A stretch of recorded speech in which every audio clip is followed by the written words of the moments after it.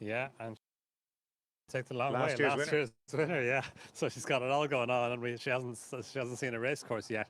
And her dam's a half sister to Emphatic Answer, who won twice over a mile, reached a peak rating of 104, also for Joseph O'Brien.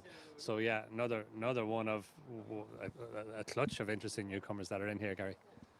I just wonder, with we might take the long way of him beating Minnie Hawk in this 12 months ago, whether it might have been a bit of a target for you say nothing at all.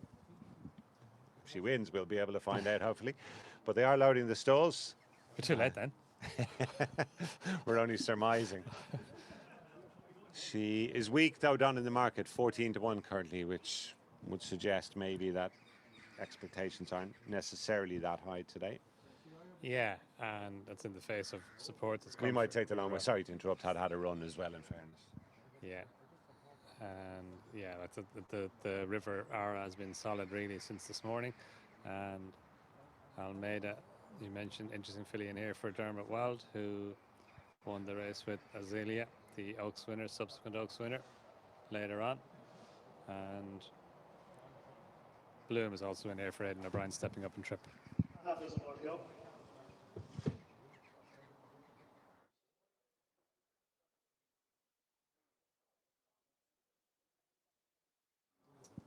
Tom, thanks a lot. Yes, bidding to emulate her full sister by winning this race, but we might take the long way. Did have some experience behind her when she beat Minnie Hawk 12 months ago. And here comes I Hope You Dance, about to go into stall number 6. Don, final thoughts. Fascinating race. A lot of really nice pedigrees here, a lot of well-related individuals. Quite a few of them middle distance prospects for next year. But as far as today is concerned, are you expecting River Ara to come out on top? Yeah, look, she's the one that I came down on earlier on, Gary, and she's the one that, yeah, I'm most interested in. But look, as you said, there's so many interesting fillies in here, but it's also a race worth keeping an eye on with an eye in the future, given that Azalea won it 2 years ago. We might take the long way. The Salsable Stakes winner, the Irish Oaks runner-up, she won it last year and beat Minnie Hawk into second place. So it's a race that can be a big springboard to the middle distances, the top middle distance races for fillies next season. And Riders of the Sky, one of the key players here, is just about last to load.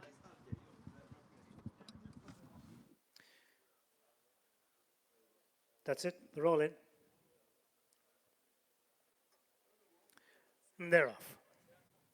Quite a level break, although You Say Nothing at All was a little bit slowly into stride. Got left a couple of lengths to the start, but in the early stages towards the inside, keeps getting better as one of the first to show with Coolin Gata.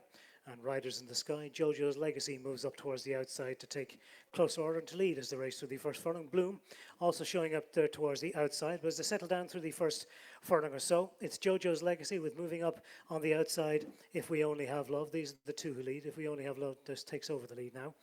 From in second place, Jojo's Legacy. They're following third of the green jacket of Coolin Gat on the inside. Balakeen makes ground towards the outer to go second. Bloom is next, followed then by It's You, It's You, It's You in the yellow jacket towards the outside. The inside rail race is Almeida in the first of the first colours of the Aga Khan, followed then by the red cap of Rayenzi. Next in the field then keeps getting better, has just lost its early position, and they're followed towards the turn of the straight by River Ara. But they're past halfway and beginning to turn in. If We Only Have Love as the leader by about 2 to 3 lengths, or Balakeen ridden in second. Bloom is in third. 4 behind those is Jojo's Legacy. They're followed by Riders in the Sky. Towards the outside of these in the yellow cap, It's You, It's You, It's You. Coolin Gat is next, with Shabley Rock making ground over towards the far rail. Rayenzi is next, but racing down inside the final furlong and a half, out clear, out 3 to 4 lengths in front, as If We Only Have Love. Jojo's Legacy takes up the chase in second. Third is Bloom. They're followed in 4 by Riders in the Sky, staying on. River Ara tries to stay on behind those, but it's If We Only Have Love is out 2 to 3 lengths in front. Bloom staying on in second. If We Only Have Love, Bloom coming hard on the outside for Jack Cleary as the race up towards the line. Bloom on the outside gets up to beat it. So If We Only Have Love, close for third. River Ara kept on to be involved for that with Jojo's Legacy, and they're followed fifth by Razira. It's been quite a few days for Jack Cleary. He won the Goffs Million at the Curragh on Saturday on Dorset, and he strikes here on Bloom at 5 to 1. And not that long ago, he was riding Precise to win her maiden here at Cork as well. And Bloom, another Wootton Bassett filly, has come up with the goods here, Don. The race was blown apart by If We Only Have Love. It went well clear, having got across from the wide draw early in the straight. It's really backed up the good impression she made on debut, but despite showing greenness, Bloom just able to peg her back with River Ara and never nearer third or fourth in the end. Yeah, lots and lots going on in the race, Gary. If we only have love, Rory Cleary nearly stole it on her. She kicked clear, and just for a few strides on the run to the furlong marker, it looked like she was going to last the whole way home, but Bloom stayed on really well towards the near side. She's a sister to Two for Joy, who won here as well, won her maiden here over 10.5 furlongs, and her dam won the Hurry Harriet Stakes over 9.5 furlongs, and she stayed on really well. She made a racecourse debut over 7 furlongs at Leopardstown the last day in the maiden that Smexy Jar Lyons' filly won, and obviously stepping up a trip today by a furlong to a mile. She's seen it out well. She's shapes like a filly who'll get further next season, please God, and could be a high-class middle-distance filly for next season, as the last 2 winners of this race have been. It was a good effort from Rory Cleary to get in the pursuers at this stage. The eventual winner done, always nicely placed, unlike stable companion River Ara, who turning in looked a hopeless case, and that's how it proved in the end. She has run on well in the closing stages, but even stepping up to a mile today just seemed to find things happening a bit too quickly. Yeah, she kind of, maybe it was a lack of pace early on, but she didn't have a whole lot of it. Got crowded out of it a little bit in the early part of the race and just couldn't hold a position because of the traffic she encountered when Norden got her towards the near side early in the home straight, and just come from an improbable position to stay on to just get up for third place, I think, in the end.